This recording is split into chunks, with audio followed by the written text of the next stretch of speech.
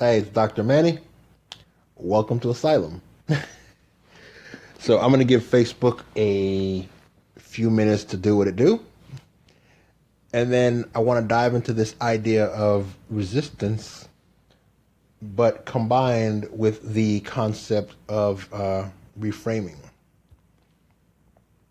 You'll see, hey, Christine, happy Wednesday.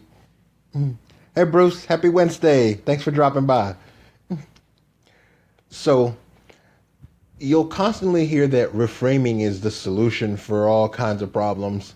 That it allows you to emotionally regulate. That it solves a lot of different stressors, mental illnesses, but that's not really super useful when you're in the midst of just whatever chaotic set of events are surrounding you, whatever stressors, whatever's triggering fear, whatever's triggering negative emotions. It's more useful to me when you put the word reframing with the word resistance. But before we look at them as a combined concept, I want to look at each of them separately. Hey, Pastor James, thanks for dropping by. Good to see you. So,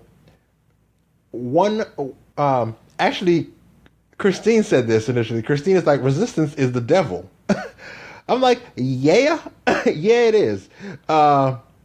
Especially if you look at certain models like Napoleon Hill's. Hey, Roy, how are you? Napoleon Hill's Outwitting the Devil, where he deconstructs all the different ways these culturally conditioned ways of stopping these imaginary fences on your beliefs keep you from hitting your next level of potential. Then you come to understand, okay, yeah, I get it. So, but let's look at what resistance is. Resistance is fear. Resistance is distraction. Resistance is anger or whatever other unmanaged emotions that lead you away from the direction of what you truly want to accomplish. Now, early resistance can happen before you if early resistance happens when it kicks in, it might be so early that you don't even notice that you're afraid. You just notice that you're frozen, you feel stuck, you might feel a bit numb. But either way, it's a feeling where based off your current beliefs, your current attitudes, your current habits, and your current understanding, you come to a place where the way you're thinking about the situation, it doesn't seem like there's anything that you can do. I like that. Those who are busy take heed, being under Satan's yoke. Thanks, Roy. But so with resistance, you feel like it's sort of an emotional brick wall where you're like, what to do now? A lot of times it shows up outside of us and we project it. Instead of facing the fact that it's a fear within us, it might be that we project it onto someone else and say that they're stopping me from doing something. They tempted me with this. They made me angry. They didn't bring me the resources that I needed.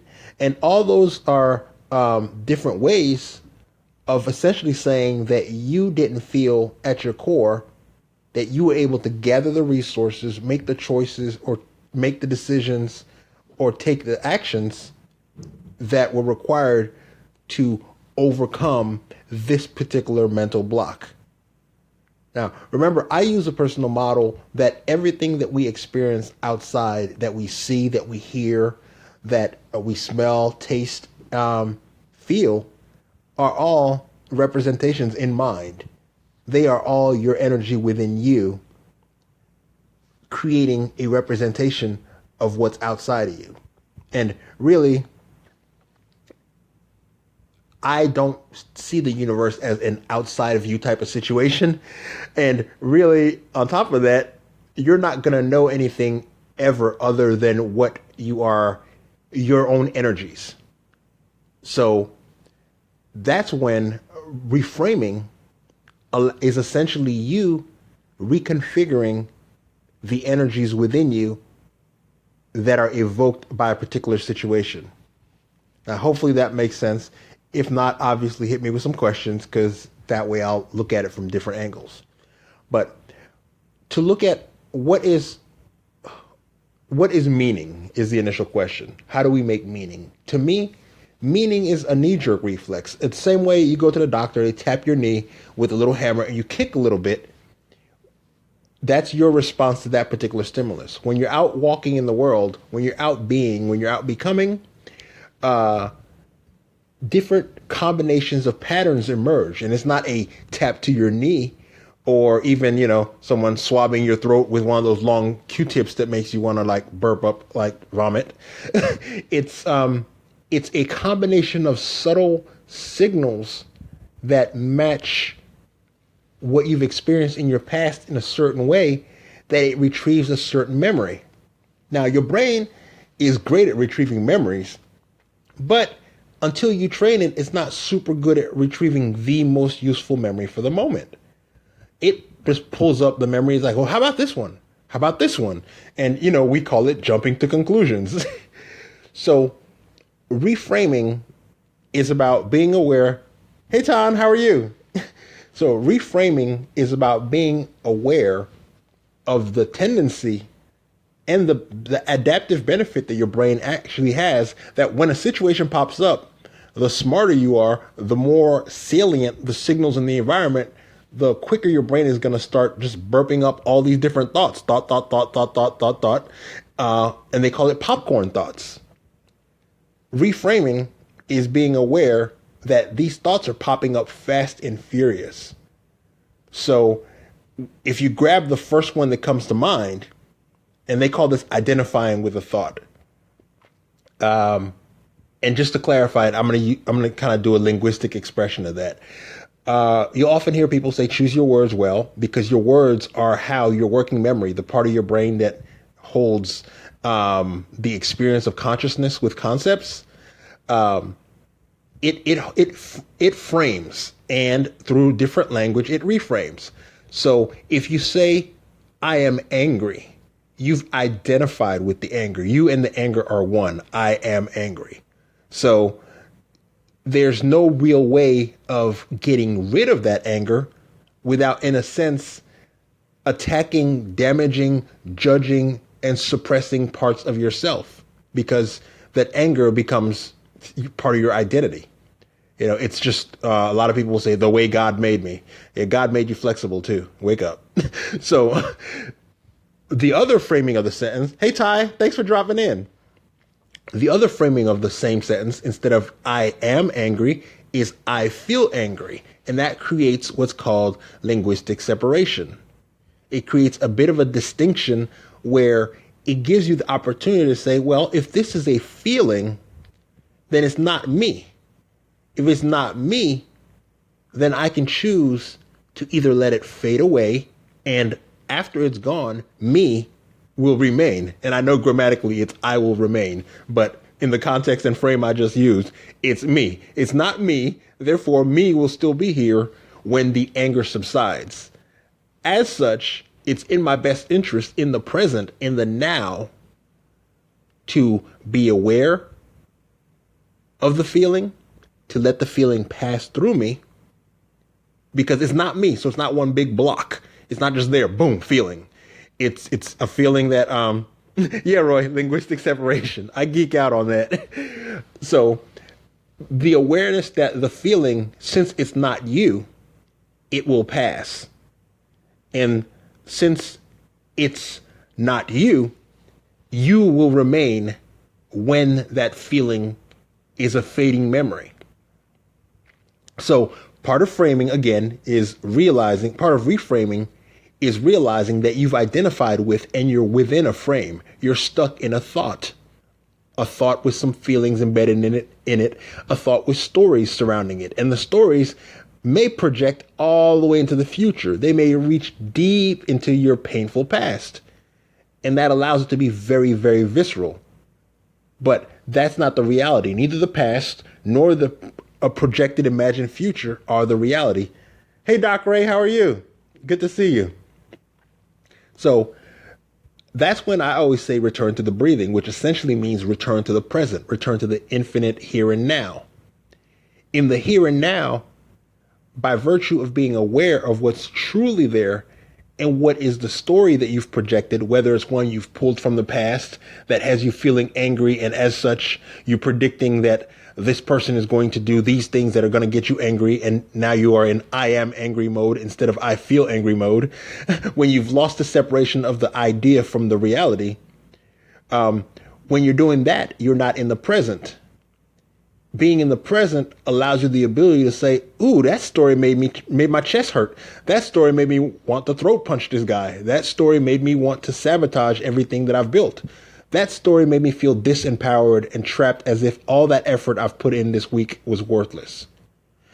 You feel the feeling. You're like, okay, that is, and then again, you guys, if you watch, listen to my other videos or watch some of the stuff I've been doing for the last few years, it's important to feel the feeling and then put a linguistic marker on it, put a label on it.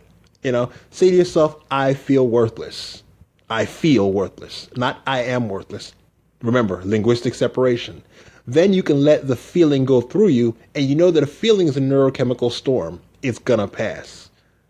Saying I am worthless, that doesn't pass, because in your imagination, you've immediately given license to that feeling to remain a part of your story. And as such, now here you are doing things that, instead of moving you towards a true sense of self-worth, a true sense of accomplishment, a true sense of autonomy, and a true sense of being able to choose and create your own universe, there you are being reactive, doing things, they call them symbolic self-completion.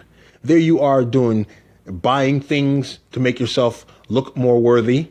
There you are saying things that sound more professional, sound more haughty, sound more educated. There you are acting out in ways that are more bravado than a confidence originating from the core. And all that is because you chose, and often we choose from a position of awareness.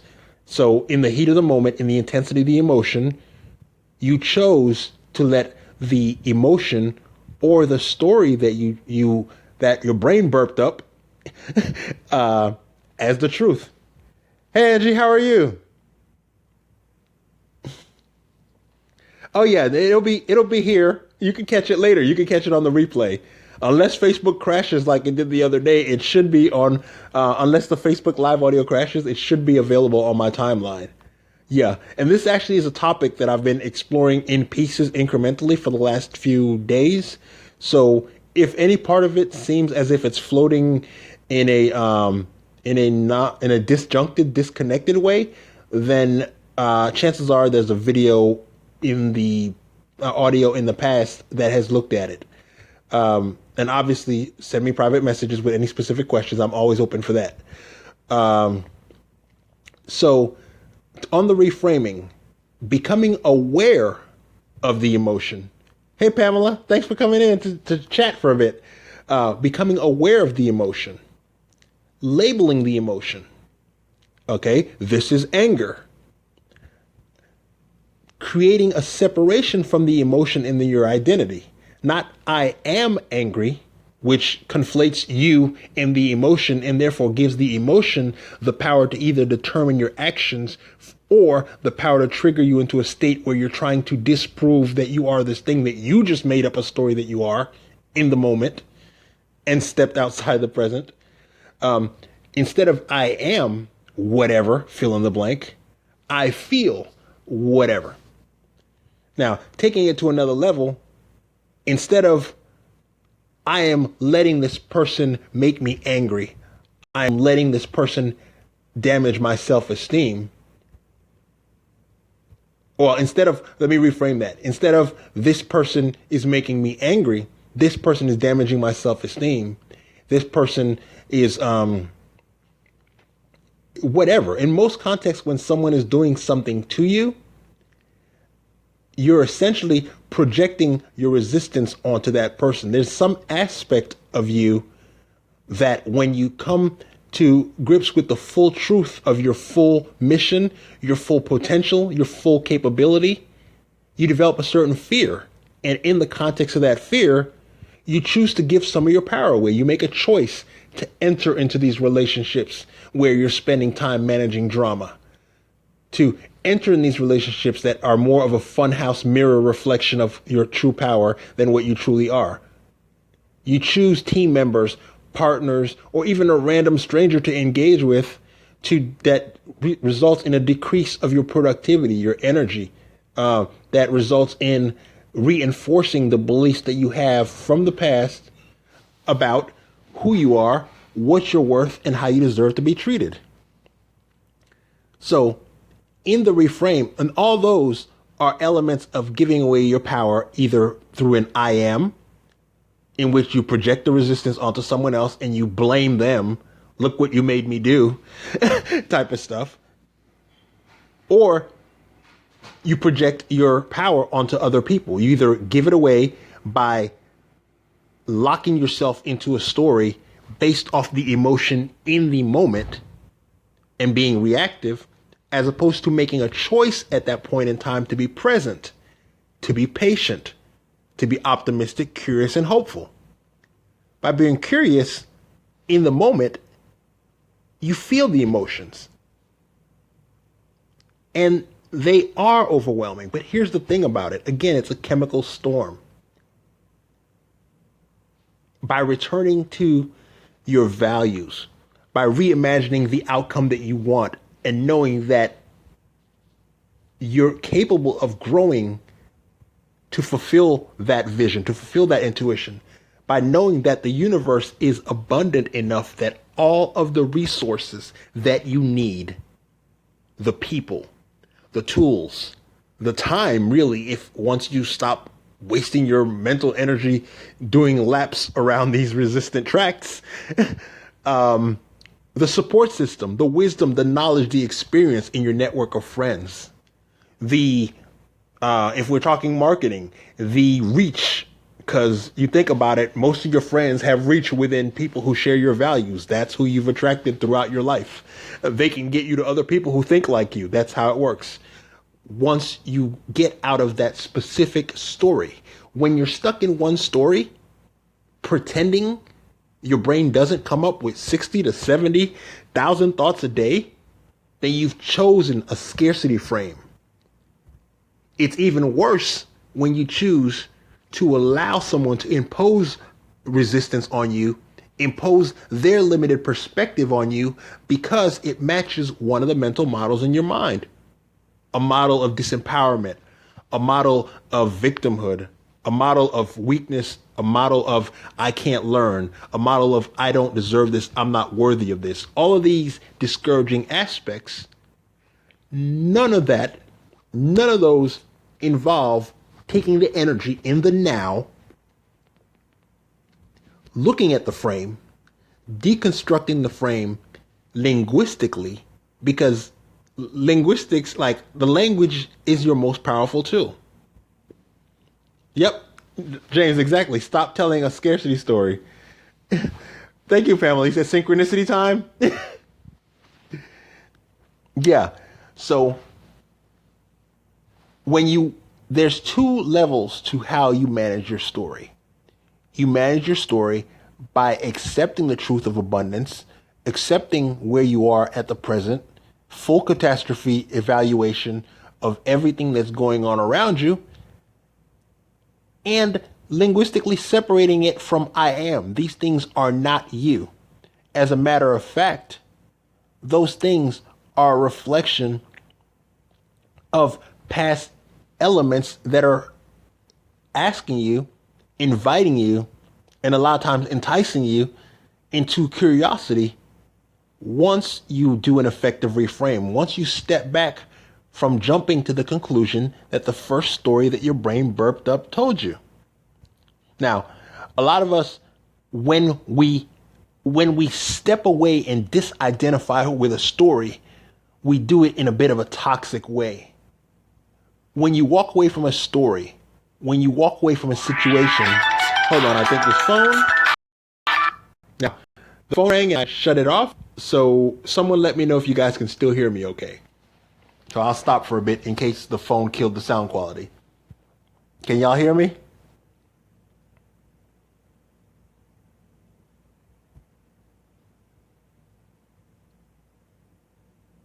Let's see. Who's still there? Pamela, I think you're there. Can you guys hear me still? Okay. Plus this count is hearing me? Okay. So, where was I?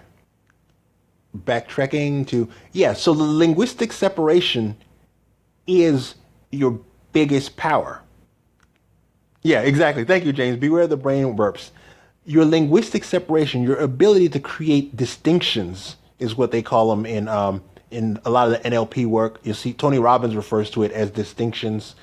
Even the landmark folks refer to it as creating distinctions. Distinctions are your intelligence in the moment. And I'm not talking book intelligence. I'm talking about you are in the midst of the storm and you recognize, hey, this is an umbrella.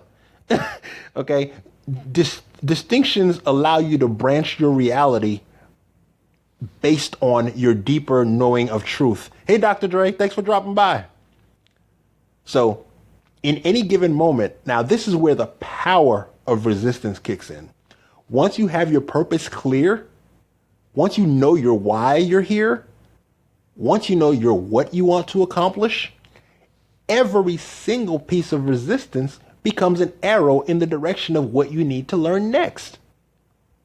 If you open yourself to the immediate curiosity, if you have the hope, the optimism, the determination, the anticipation of growth along the way as a result of each of these moments spent in the practice. And you guys know I'm really big into the practice. You know, I'm into presence in practice, like in the moment, focusing here, now, and on one specific aspect. And really, I tend to break it down to a specific executable intention combined with, in your mind, the specific cues in the environment that will tell you when it's time to take a specific action. When you move to that way of thinking about it, the resistance immediately becomes reframed as a set of arrows to trigger intentions in you. Now, when resistance goes wrong is when instead of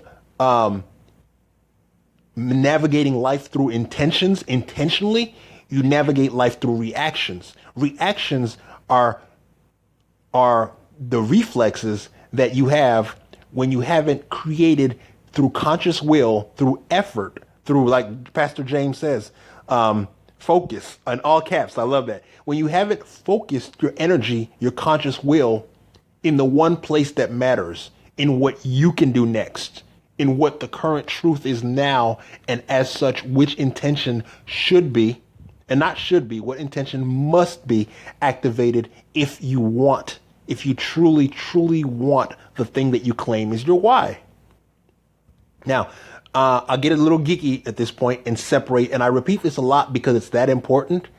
There's a separation in mind between intentions and expectations. Expectations have an external locus of control. The second you expect something to happen, that means here you are managing events.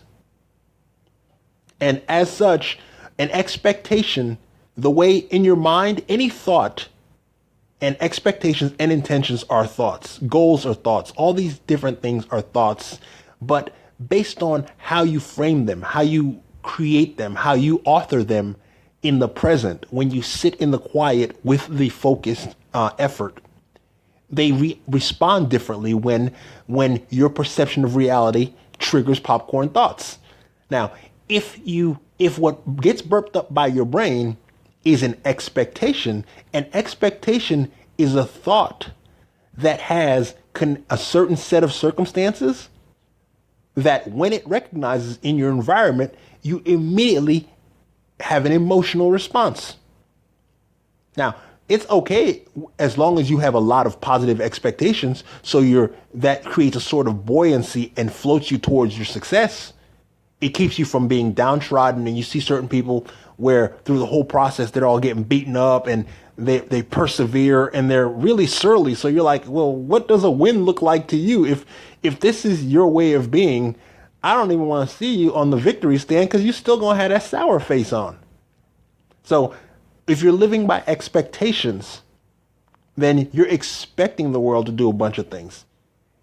And you've placed your power outside of you. You expect certain people to come and distract you. You expect to be in a bad mood in the morning. You expect when it rains for you to be feeling sluggish.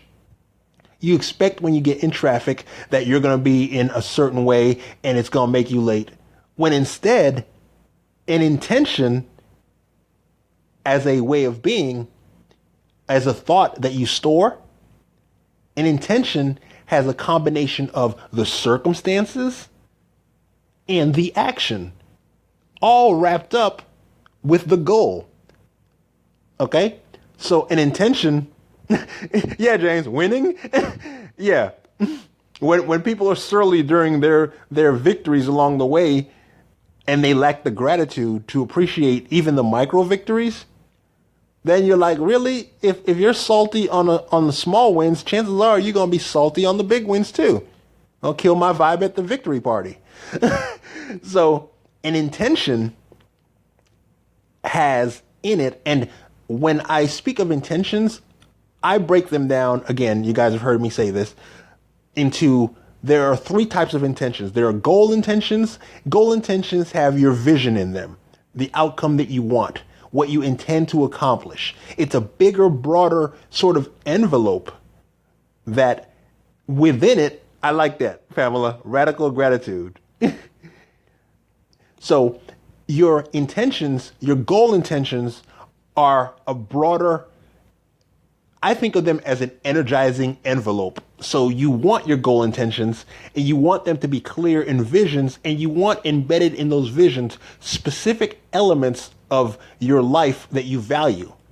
If you're visualizing the beach, why do you like the beach? Make it part of your why. Combine that with your feelings. I like the beach because I'm a geek and the waves remind me of different nonlinear dynamics, and waves are a pretty effective metaphor for thoughts. And as such, when I'm off running on the beach, you can assume that despite my headphones and the smile on my face, I'm thinking neurogeekery. It's the way I'm wired. I'm sorry. Sorry, not sorry. So those are goal intentions. Now, embedded within any goal intention, when you created this vision of what you want, you're able to extract, based off your values and your priorities, which elements of the goal are most visceral, most salient to you. Again, when I'm hitting the beach, the majority of the time, I'm not going to the boardwalk. Exactly, Pastor James. Understand your why. I like that, Pamela. Feel expansion out there. So as you're visualizing your vision, one of the most powerful things you want to do is see who else shares your vision. But you don't want to share the vision from a position of scarcity.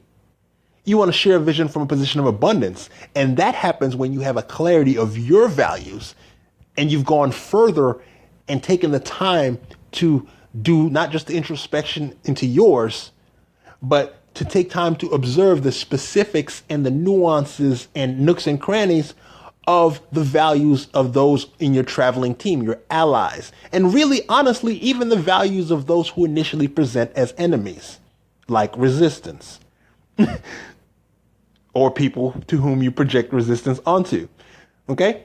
So now, as you're visualizing this vision, this goal intention, within it, there are elements that will be more appealing, the parts that seem to scintillate within the vision, the parts that your eye goes back to. When you imagine, if you're a beach person, when you imagine the beach, is it the water? Is it the sound of the water? Is it the feeling of the sand on your feet? Is it the fact that you left your phone upstairs in the hotel so no one can reach you? Is it the fact that your kids are with you? Those elements of the vision embody your values. Beyond that, they provide you with a second type of intentions, your implementation intentions. What are the steps along the way that you need to take to get to that vision?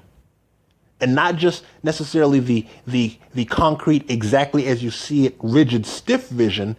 What you do when you allow yourself to experience the values and to prioritize them within that goal intention is that you enable yourself to turn around and extract elements for implementation.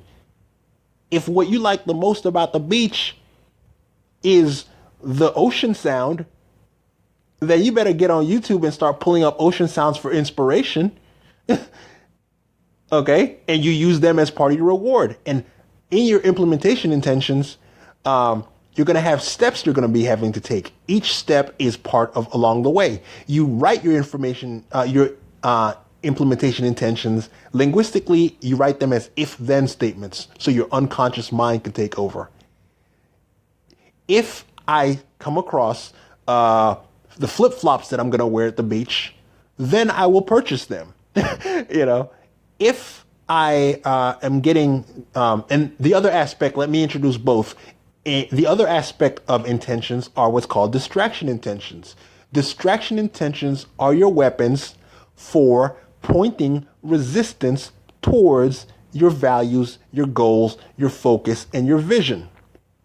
So, one form of resistance might be the guy at work that shows up around 11 and gets you angry enough, just passive aggressive wise, such that you miss lunch because you didn't focus on that last bit of work. And it might be that he does it at least once a week, once a month, and he's become a bit of what we call intermittent reinforcement, the most powerful type of reinforcement. He's like a slot machine. Sometimes he'll come up to you and he'll be friendly, so you kind of tend to listen to him more than you should. But then other times he'll jump right into the nasty, you know? He'll put a little poison in your system, a little toxic. So hold on, let me read what Christine said, because it seems like it's fire. Christine says, without vision, without action is a daydream. Action without vision is a nightmare. This came to mind with your thought on implementation intentions. That's awesome, lady. I love that. And then Pastor James says, I love if-then statements. Yeah, they're super handy because unlike that way you're not living by expectation. You're not being triggered into these negative emotional states by resistance manifesting in the environment, appearing at different points along your journey. Instead, it points by using distraction intentions. If this thing happens, then this. You know, if Fred from bookkeeping shows up at my desk and starts telling me jokes, then I will remind myself that subconsciously I'm bubbling in cortisol because I know Fred is passive aggressive and Fred does 3 jokes and a criticism. That's Fred's thing. On a good day, Fred will do 4 jokes, but and no criticism. But Fred's pretty much, when Fred ramps up the jokes, you're rolling dice. Okay, so if Fred shows up at my desk telling me jokes, then after Fred leaves, I will remember to go to the bathroom and hit myself up with 3 to 4 affirmations. Then I'll come back to my desk and get on YouTube and Google the sounds of some waves so that I could think about waves in the background while Fred is talking instead of throat punching Fred, staying late during lunch, and possibly getting fired. So, hey, Jeff, how you doing? Thanks for dropping in. So, again, thanks for dropping by, Pamela. I appreciate it. Yeah, it'll be available on my wall. It archives it. But thank you. And thank you, I should say. That's not a but statement. It's an and statement. So, resistance, a lot of my mentors remind me that resistance always points in the direction of what you need to do next. The bigger the resistance, the bigger the payoff on the other side. And the reason is it's not some magical, it's miraculous. And to me, the definition of miraculous is things that open gateways serendipitously to new perspectives, to new synchronicities. So resistance can miraculously, through the growth that it creates within you, open up a new level of awareness, a new level of consciousness, a new perspective, new motivation, new insights, new opportunities for action. And for the geeks out there, I think it might be a Markov walk for the computer science folks, because it's the concept that in any given state, and consciousness being different states, you are only aware of a limited number of possible actions. As such, it's not effective to try to force yourself into an action that does not fit your level of awareness, because that's essentially random. Instead, change states, whether it's by linguistically reframing, separating, like we mentioned earlier, with shifting from I am, whatever the resistant manifestation is, to I feel, turning to curiosity so that you explore it further, let it work through your body, knowing that you're safe. It's not a saber-toothed tiger. So let it through your body. And then when it passes through you, there's this peace, this sense of power that you didn't run, duck, and hide. And in that moment, because you had a distraction intention in place, it will point to the next implementation intention. What should I do next? Get up, go for a walk. When you go for the walk, it doesn't, it's a break through the resistance into gate openings. I like that. Yeah. So, pointing resistance to your implementation intentions is not easy, because usually you hit resistance. It usually comes at you from a blind side, and it triggers your shadows. It triggers negative emotions. It hits you right in a wound that you've gotten pretty good at guarding up until being very busy doing this next level of transformation, this transcendence intersection. So here now, where you are, when the resistance shows up, you were probably right at the edge, putting that super effort into the plateau. You get to visualizing how wonderful life is on the other side of this next action. Then blow, resistance will hit you. And then what you'll realize is you had some subconscious expectations, some assumptions that were unchecked. And in neurolinguistic programming, they like to call them presuppositions. They're limiting beliefs. So when you have limiting beliefs or presuppositions, assumptions that you haven't checked for validity, checked for accuracy, and often when they're not flexible enough, then you get hit. That's when you get hit by something that is an unmanaged expectation. You get hit by an event that sends you spinning into these negative emotions. Negative emotions, based on their intensity, retrieve memories that the more intense the emotion, the more frantically and frenetically you feel as if you've got to get out of that situation, and that the only way out is the action that your brain burped up.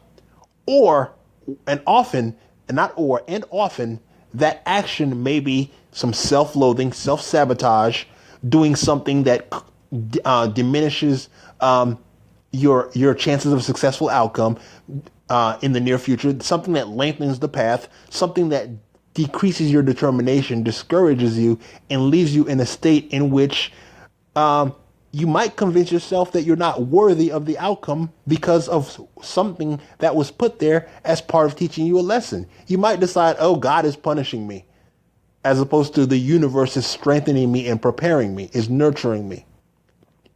So when the resistance first pops up as an unprepared expectation, it will knock you back. Whatever emotions you go into, be curious about them, label them, rest in that space, be like, yo, I am really suffering. And then hear the phrase, say, I am suffering. That's a little constrained. I feel suffering. That's what I'm feeling right now. This too shall pass. Because it's a feeling, it's a chemical storm. Let it pass. Because you didn't full flip out and immediately jump out of the state, while you're within that state, while it's in your body, make an attempt to remember what you would like to do instead. It'll be super hard. Then tell yourself, hey, I can't think. I am overwhelmed. Rest up a bit.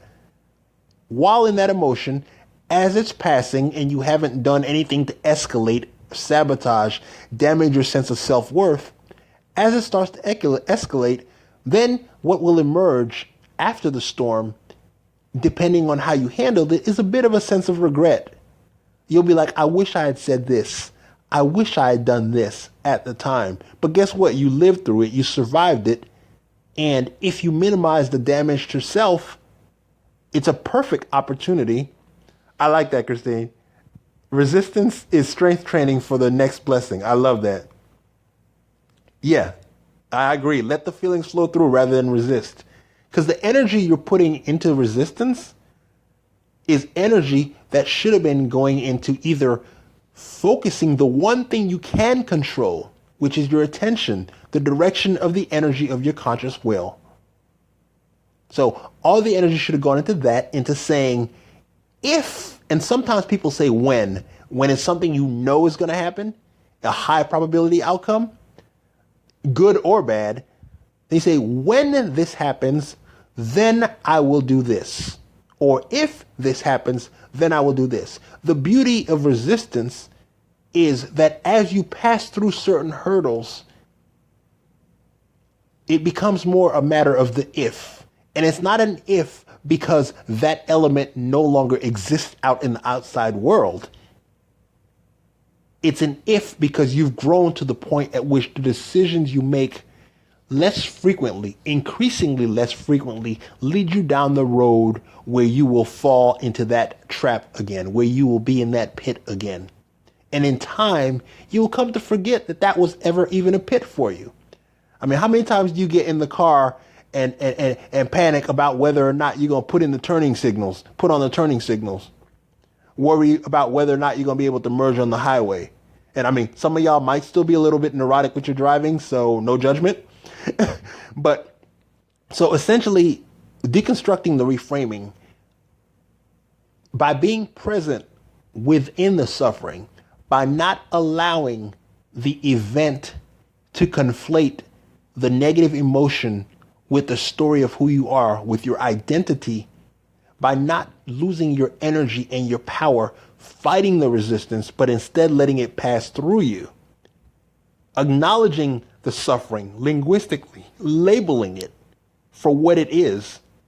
Then next time you come to that situation, that label will pop into your mind. That will be what your brain burps up. Your brain will be like, suffering. And it might say, I am suffering. And then you adjust the memory. You say, I feel suffering. Because you've stepped further into the resistance. The resistance is surrounding you, yet you're undaunted at that point because you know the tools. So I tell my clients, return to the breath, because breathing will recenter you and allow your prefrontal cortex, the part of your brain that does all the reframing, to pull up some values, to pull up your vision, to pull up your why.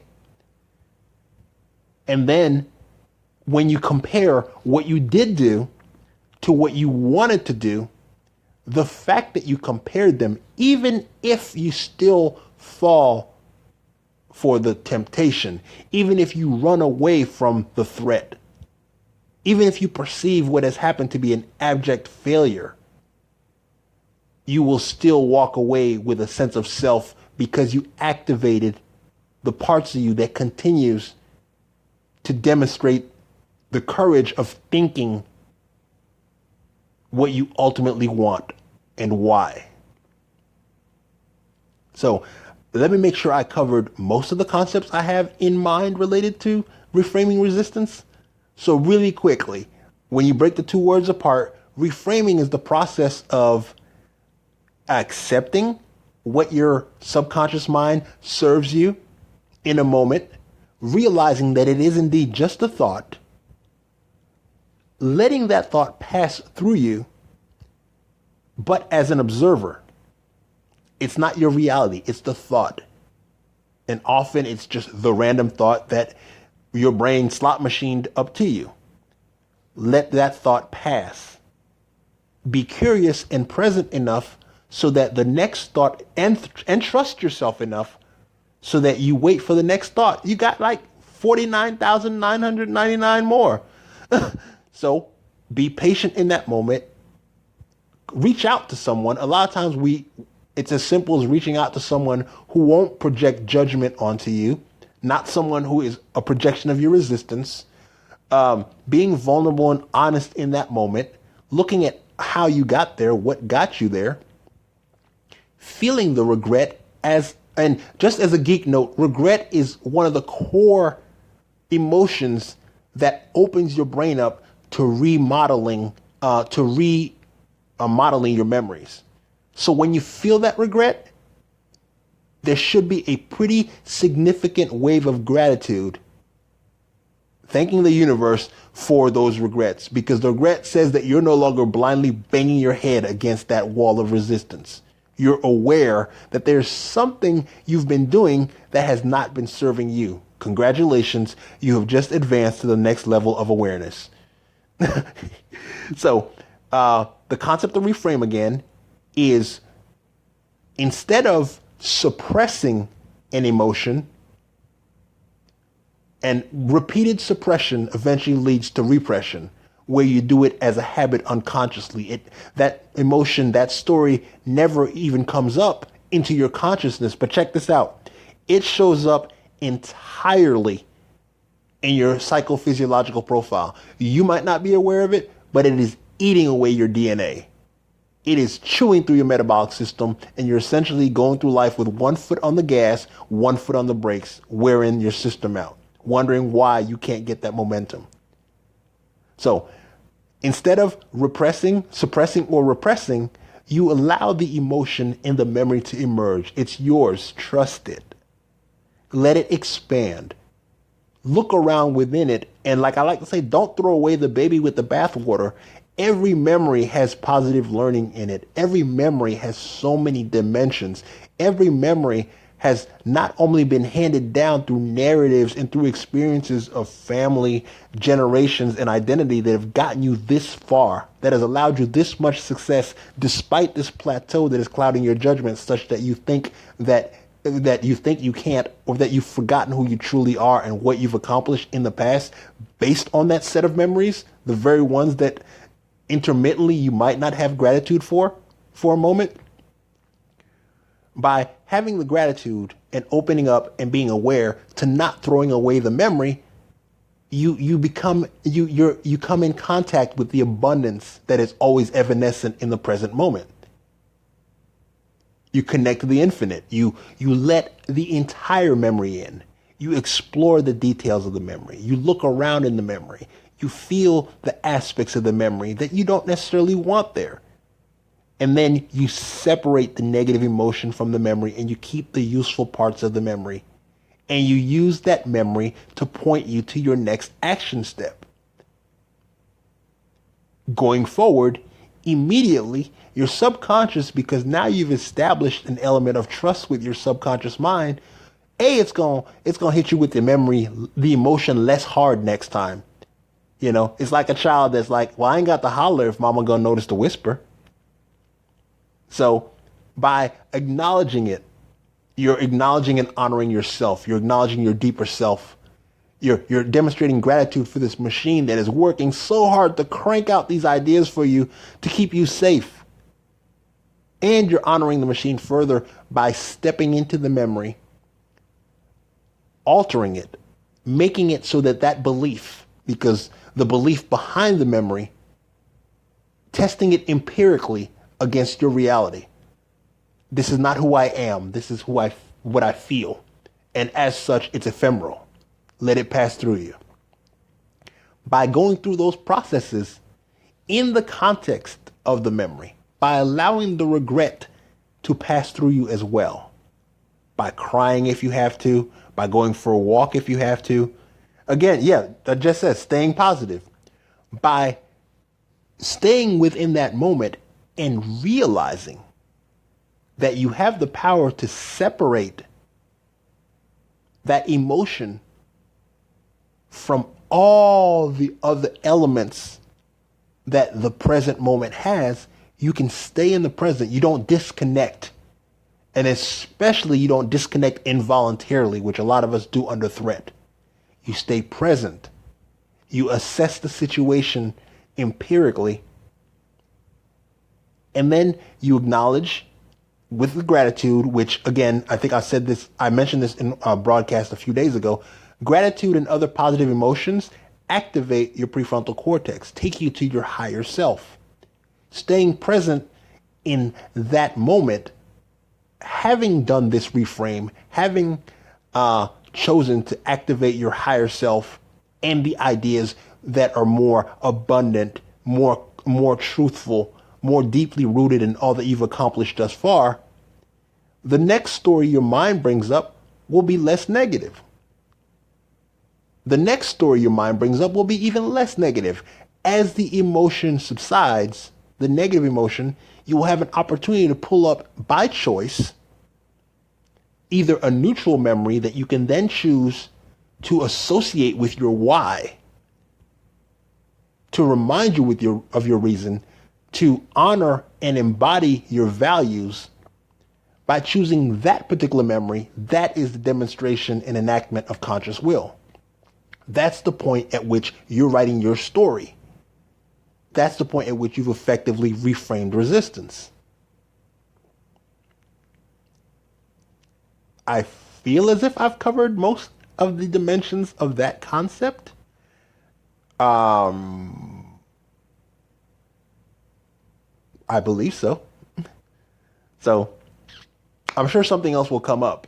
Yesterday during the broadcast, I did an audio on intentional attunement, which also has elements of tuning in more precisely to the here and now and realizing how that focus affects those that you perceive outside of you that you've attracted to yourself for the journey based on who you are now. Hey, Alan. So that one is worth listening to just for an understanding of the why, a deeper why. Why would you want to go through the trouble of reframing?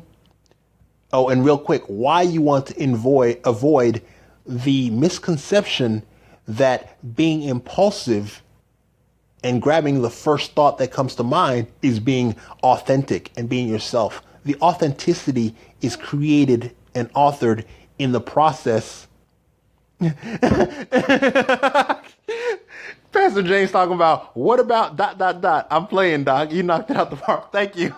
I mean, obviously, if I left anything out, send me a private message, or even put it in here. That way we can discuss it further. I'm always wide open for exploration of these. And if I don't know, I sure enough will go dig in the books or go do some meditation on it and see what my brain burps up. So, yeah. So these different elements of thought, often they're discussed in isolation. Reframing is discussed in isolation. Resistance is discussed in isolation. And really, it's not until you bring them together. Intentionality is discussed in isolation. Attunement is discussed in isolation. It's when you bring these together into one body of work and thought and appreciate how they're connected and how to navigate between them in the present moment. Because the only thought that really, really, really matters is the one you choose to have now, the one you choose to honor as being aligned enough with your values so as to be the one that you choose with full trust, with full belief as either your path towards the future or the path for your last battle. Because in the end, to be perfectly honest, one of the things they taught us in psychiatry, in my psychiatry residency, is you don't want, when someone has a catastrophic fear, you don't know their reality, so you don't know that they don't have at home a monster in the closet symbolizing, I don't know, their abusive husband or whatever, and they're speaking in metaphors and not aware of it. So possibly this might be your last battle. It very well might be. But if it was your last battle, wouldn't you want to know that you went down with a full honorable fight in alignment with your values? You went down fighting for what you believed in, as opposed to you ran home as a coward only to come back later and that same wall is still there and even more intimidating because now you have that memory of the defeat. So to me, that covers reframing resistance. I expect, or I intend to return later this evening for broadcast 2. I don't know what the topic will be. It will most likely be connected to the recent topics because what I'm doing is honing in around the most valuable and visceral topics that will end up leading this idea cluster. Yeah. So the idea is to do a deeper and deeper exploration. All right? Yep. Tank empty. Round spent. Thanks, Pastor James. All right, y'all. It's Dr. Manny. I'm out. Thanks for coming to join me in the asylum.